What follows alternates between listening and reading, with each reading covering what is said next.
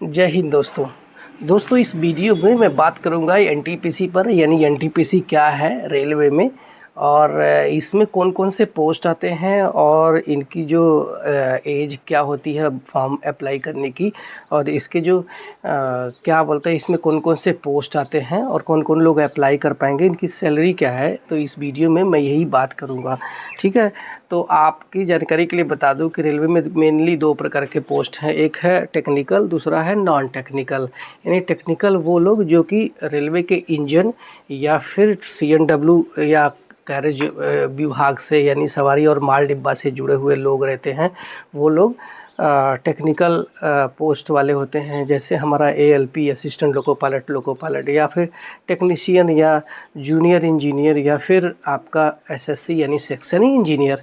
लेकिन इसके अलावा कुछ लोग ऑफिस में काम करते हैं, जैसे आपका स्टेशन मास्टर या फिर आपके पार्सल सुपरवाइज़र या फिर बुकिंग क्लर्क। तो इस तरीके से पोस्ट होती हैं जो लोग उस ट्रेन को किससे जुड़े हुए कोई टेक्निकल क्वालिफ़िकेशन भी नहीं रखते हैं और टेक्निकल काम भी नहीं करते हैं।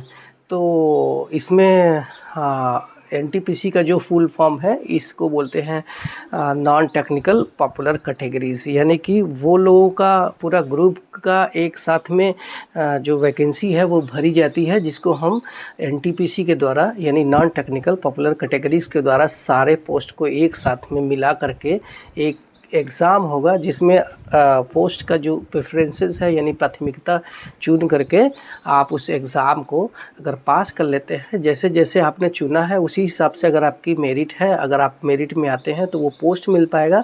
आप उतना मार्किंग अगर नहीं कर पाते हैं तो आप नीचे वाली पोस्ट को इस तरीके से प्राप्त करेंगे, ठीक है। तो इसमें दो तरह के पोस्ट होते हैं, और पहला है एक अंडर ग्रेजुएट और दूसरा होता है ग्रेजुएट पोस्ट। तो ग्रेजुएट और अंडर ग्रेजुएट में कौन कौन सी पोस्ट आती है वो देखते हैं। तो आपका जो 12th वाला सब्जेक्ट, 12th वाला जो क्वालिफ़िकेशंस वाला पोस्ट है उसको अंडर ग्रेजुएट बोलते हैं। आप जो ग्रेजुएट है तो वो ग्रेजुएट वाला पोस्ट है। तो यानी कि 12th में अगर आपने 50% मार्किंग के साथ में 12वीं पास किया हुआ है तो आप इस एनटीपीसी अंडर ग्रेजुएट के लिए एलिजिबल है, और आपकी जो एज है वो 18 से 33 साल होने चाहिए। अगर आपने ग्रेजुएशन किया हुआ है तो ये 50% का जो पासिंग मार्क का रूल है वो आपके लिए लागू नहीं होगा। इसके अलावा जो SC ST कैंडिडेट है उनको भी 50% का जो रूल है वो लागू नहीं है। अब जो ग्रेजुएट वाले की बात कर ले तो ग्रेजुएट आप किसी भी सब्जेक्ट में ग्रेजुएट होने चाहिए, ओनली पासिंग मार्क रहेगा भी तो चलेगा। आप किसी भी यूनिवर्सिटी से ग्रेजुएशन किया है, पोस्ट ग्रेजुएशन किया है तो भी आप इस ग्रेजुएट लेवल के फॉर्म को भर पाएंगे। अब बात करते हैं कि अंडर ग्रेजुएट में कौन कौन से पोस्ट आते हैं। तो मैंने यहाँ पे लिख रखा है, अंडर ग्रेजुएट में आपके 5 पोस्ट हैं जो कि मैं पढ़ता हूँ। Junior clerk cum typist, account cum clerk typist, तीसरा है जूनियर टाइम कीपर, और चौथा है ट्रेन क्लर्क, पांचवा है कॉमर्शियल कम टिकट क्लर्क है, ठीक है। तो इनके जो ये लेवल 2 की पोस्ट होती हैं और इनकी जो सैलरी रहेगी लगभग 35 से 40 हज़ार रुपये रहेगी, ठीक है। तो आपकी जानकारी के लिए बता दूं कि आप जब एनटीपीसी अंडर ग्रेजुएट या ग्रेजुएट की जो एग्ज़ाम की तैयारी कर रहे हो तो आप टाइपिंग भी सीख लेना, क्योंकि इसमें आप देख सकते हैं कि जूनियर क्लर्क कम टाइपिस्ट है तो ये जो पोस्ट है इस पे टाइपिंग ज़रूरी है, जहां 30 वर्ड पर मिनट इंग्लिश में और 25 वर्ड पर मिनट हिंदी में, जो कि बिना स्पेलिंग चेक करने का जो सिस्टम है उसके आपको पीसी पर एग्ज़ाम लिया जाएगा। और इसके लिए कोई सर्टिफिकेट की आवश्यकता नहीं है, लेकिन आपका जो एक्यूरेसी है टाइपिंग का वो फास्ट होनी चाहिए, तो आप टाइपिंग करके रखना। और ये जूनियर क्लर्क कम टाइपिस्ट जो होते हैं ये हमेशा हमें ऑफिस में मिलेंगे, जो कि हमारा दूसरे स्टाफ के पे सीट क्लर्क होते हैं ये बनाते हैं। अकाउंट क्लर्क कम टाइपिस्ट की बात करें तो ये भी अकाउंट सेक्शन यानी डीआरएम ऑफिस में हमारे जो अकाउंट डिपार्टमेंट के जितने भी काम होते हैं वो लोग ये करते हैं। इसके अलावा जूनियर टाइम कीपर की बात करें तो ये लोग जूनियर टाइम कीपर होते हैं, जो कि उस डिवीज़न में चलने वाली जितनी भी ट्रेनें हैं उनके जो टाइम का जो रिकॉर्ड है इसका लेखा जोखा ये लोग रखते हैं। इसके अलावा हम चौथे नंबर पे बात कर लें ट्रेन क्लर्क की, तो ये ट्रेन क्लर्क वो लोग होते हैं जो कि ट्रेनों के जो बीपीसी है, ब्रेक पार्ट सर्टिफिकेट, या उनके माल ढुलाई पर जहाँ पे पेपर बनता है तो उनका जो पेपर बनाने के काम करते हैं ये लोग, ये ट्रेन क्लर्क होते हैं। कॉमर्शियल कम टिकट क्लर्क की बात करें तो ये अनरिजर्व टिकट पे बैठे रहते हैं और ज़्यादातर ये इंक्वायरी सिस्टम में इंक्वायरी करते हैं। ठीक है, तो आप ये देख सकते हैं कि जो टाइपिंग है आपके इन दो पोस्टों में, यानी जूनियर क्लर्क कम टाइपिस्ट और अकाउंट क्लर्क कम टाइपिस्ट में आपके टाइपिंग लगेगा। तो आप इसको करके रखना, क्योंकि अगर आप टाइपिंग करके रखेंगे तो मान लीजिए आपने 2-3 पोस्ट में नहीं कर पाए तो दूसरे वाले में, टाइपिंग वाले में आपका सिलेक्शन हो जाएगा।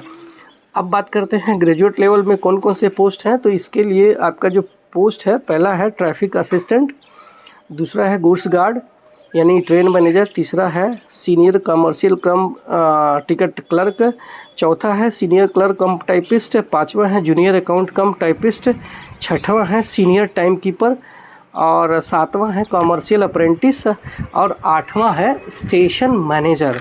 तो जब आप फॉर्म भरेंगे तो ग्रेजुएट लेवल में, तो आपका जो पोस्ट प्रेफरेंसेस है इसमें से आप पहले नंबर पे कौन सा रखना चाहते हैं, दूसरे नंबर पे कौन सा रखना चाहते हैं, इस तरीके से आपको सिलेक्शन लेना पड़ेगा।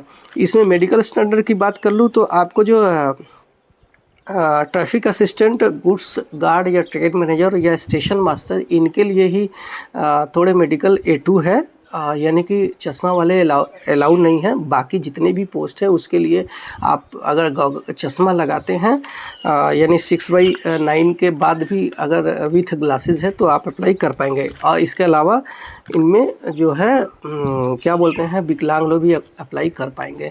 और आपका 3 जो ट्रैफिक असिस्टेंट है और गुड्स गार्ड है और स्टेशन मास्टर है, इसमें विकलांग लोग एलिजिबल नहीं है।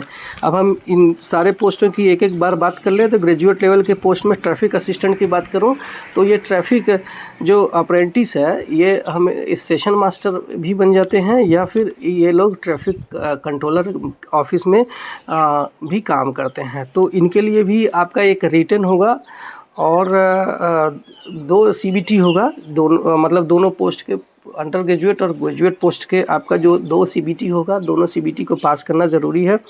और इसके अलावा ट्रैफिक असिस्टेंट के लिए एक साइको टेस्ट से गुजरना पड़ेगा। ठीक है, गुड्स गार्ड है, ये आपका मालगाड़ी के गार्ड बनाया जाएगा। और आपकी जानकारी के लिए बता दूं कि ग्रेजुएट लेवल में जितनी भी पोस्ट है उसमें गुड्स गार्ड की सबसे ज़्यादा सैलरी गुड्स गार्ड की होती है। इनकी जो ग्रेजुएट लेवल का जो पोस्ट है इसमें इनकी जो सैलरी है लगभग 50 से 55 हज़ार होगी, लेकिन जब आप गुड्स गार्ड में काम करेंगे तो आपका जो सैलरी है ये 60 हज़ार से ज़्यादा ही बनेगा, क्योंकि ये जब ट्रेन चलाते हैं तो उतना माइलेज बनता है। ठीक है, तो माइलेज का भी पैसा मिलता है। और मैं फीमेल कैंडिडेट को बोलूँगा कि इसको एक बार अवॉइड करना चुनने से पहले, क्योंकि मालगाड़ी के गार्ड में काम करने में आपको थोड़ी प्रॉब्लम हो सकती है। बाकी आपको अगर इंटरेस्ट है तो आप इस ऑप्शन को चुन सकती हैं।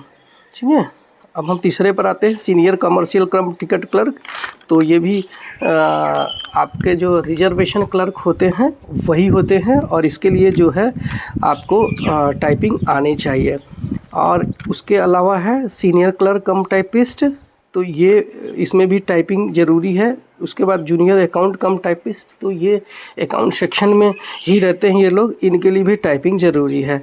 तो देख लेना, आप अगर टाइपिंग करके रखोगे तो उसमें मान लो स्टेशन मास्टर, गार्ड या ट्रैफिक कंट्रोलर में टाइपिंग की ज़रूरत नहीं होती है, लेकिन अगर आपके मार्क कम आए तो वो तीनों में से पोस्ट नहीं मिलेगा, तो बाकी में आपके पोस्ट मिल जाएंगे। ठीक है, इसके अलावा हमारा अगला पोस्ट है सीनियर टाइम कीपर। तो जैसा मैंने जूनियर टाइम कीपर के बारे में बताया कि ये लोग जो है टाइम का लेखा जोखा अपने डिवीज़न में चलने वाली गाड़ियों का रखते हैं, उसी तरीके से जो सीनियर टाइम कीपर है उनके ही सीनियर होते हैं।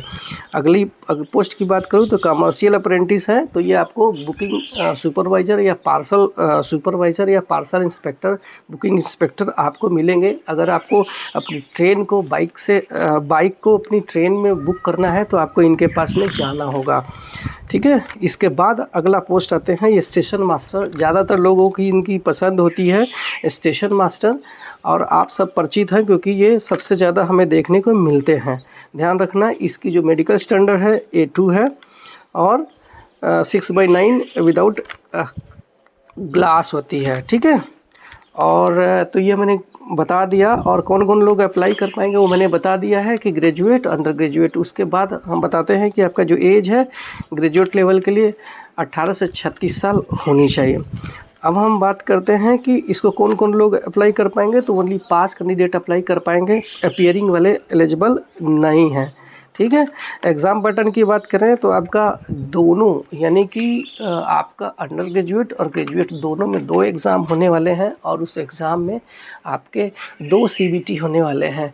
पहले CBT में आपके जो क्वेश्चंस रहेंगे जनरल अवेयरनेस के 40, मैथमेटिक्स के 30 और रीजनिंग के 30। इस तरीके से 100 क्वेश्चंस को 90 मिनट में करना होगा 1/3 नेगेटिव मार्किंग के साथ। और CBT 1 का जो मेरिट है वो सिर्फ CBT 2 में जाने के लिए है, आपका अलग से कोई मेरिट नहीं होगा। और हाँ, जो टाइपिंग वाला जो है उसका कोई सर्टिफिकेट की ज़रूरत नहीं है, सिर्फ टाइपिंग एक्यूरेसी आपकी देखी जाती है। और उस टाइपिंग का जो है कोई सर्टिफिकेट नहीं रहेगा तो भी चलेगा, सिर्फ आपको टाइपिंग आनी चाहिए, जो कि रेलवे के स्टाफ आपको टाइपिंग का एग्ज़ाम लेंगे, उसमें पास होना बहुत ज़रूरी है। अब हम बात करते हैं CBT 2 की, तो नंबर ऑफ़ क्वेश्चंस बढ़ जाएंगे, और लेकिन आपका एग्ज़ाम पैटर्न वही रहेगा, यानी जनरल अवेयरनेस के 50 क्वेश्चन, मैथमेटिक्स के 35 क्वेश्चन और रीजनिंग के 35।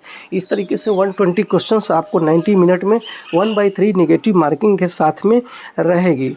तो ये था हमारा NTPC पर एक वीडियो जो कि आपको बताना था, और आपको कैसा लगा इस वीडियो के कमेंट सेक्शन में ज़रूर बताना। और हाँ, पहली बार आए हैं मेरे चैनल पे तो सब्सक्राइब करना। मैं इसी तरीके से आपको रेलवे की नई नई जानकारियाँ देता रहूँगा। Thank you so much, bye bye.